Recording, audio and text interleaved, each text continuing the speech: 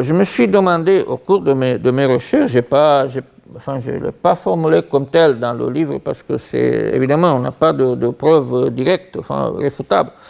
Mais je me suis demandé si les éléments qu'on connaissait à l'époque hellénistique, à l'époque où on a commencé à fabriquer les textes du Corpus Hermeticum et plus tard le texte de la table d'émeraude, parce que le texte de la table d'émeraude, même s'il apparaît dans les manuscrits arabes, il est évidemment un produit de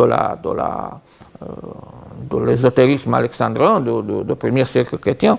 Donc je me suis demandé s'il n'y a pas une influence de ce mythe dans ce texte. Parce que sinon, je ne peux pas m'expliquer cette résurgence. C'est comme si, à la Renaissance, on a redécouvert des éléments qui étaient déjà dans la mythologie alchimique, le texte de la table d'émeraude. On a redécouvert des éléments qui d'un coup, marchaient ensemble. Parce que ça expliquerait, à mon avis, pourquoi d'un Dieu oublié, d'un Dieu mentionné, un Dieu, un prêtre, ce que vous voulez, mentionné par quelques textes et par, c'est ce que je vous ai lu, c'est tout. C'est tout ce qu'on savait aussi à la Renaissance, on ne savait pas plus. Donc, oui, il devient le plus important des ancêtres de la science sacrée. Donc, il est mis à côté de Zoroastre, il est mis au-dessous de Platon, au-dessous d'Apollon de Diana, au-dessous de Pythagore, il est le premier. Pourquoi? Parce qu'on a sans doute, à mon avis, découvert ces éléments, on s'est dit, voilà, c'est quelque chose qui marche ensemble, c'est quelque chose qui est la même chose.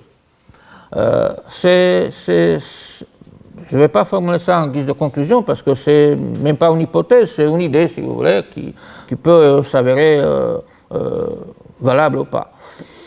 Donc, à la fin, pour terminer, j'ai mis quelques éléments en guise de questionnement plutôt que de conclusion. Premièrement, comment se fait-il qu'un personnage mythologique, Dieu et législateur, connu par les auteurs antiques depuis Hérodote jusqu'à Jordanès, sur une durée d'environ un millénaire, sont ensuite disparus de la mémoire collective? Ça, je ne l'ai pas dit jusqu'à maintenant, c'est extrêmement frappant. Dans la mythologie romaine, il n'y a absolument rien. Il est complètement oublié. Maintenant, si on regarde ce qu'a écrit Origène contre Chelsea, il y a probablement une convergence avec Christ. Donc, Origène le dit déjà, à une époque très proche on est dans les premiers siècles chrétiens. Donc, on a cette identification la plus s'opérer. Ce qui peut peut-être expliquer la disparition du Dieu qui était recouvert par les gestes, les éléments qui résultent de l'histoire de Christ. C'est une hypothèse, mais en tout cas, les faits sont là, il est complètement disparu. Ni son nom, ni absolument rien, ça n'existe plus. Bon, deuxième question, pour quelle raison ce personnage oublié, que seuls ces quelques fragments des textes antiques mentionnent, est devenu une figure si importante pour les savants ésotériques de la Renaissance? J'ai essayé de l'expliquer. Troisième point, quel est le rôle des couples d'opposition spatiale et existentielle, montagne, caverne, mort, résurrection, dans la structuration de l'imaginaire? Ça, c'est en fait le sujet principal du livre.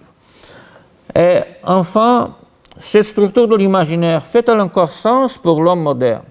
La vision rationaliste du monde laisse-t-elle encore une place pour la pensée symbolique? Ça, c'est une question à méditer.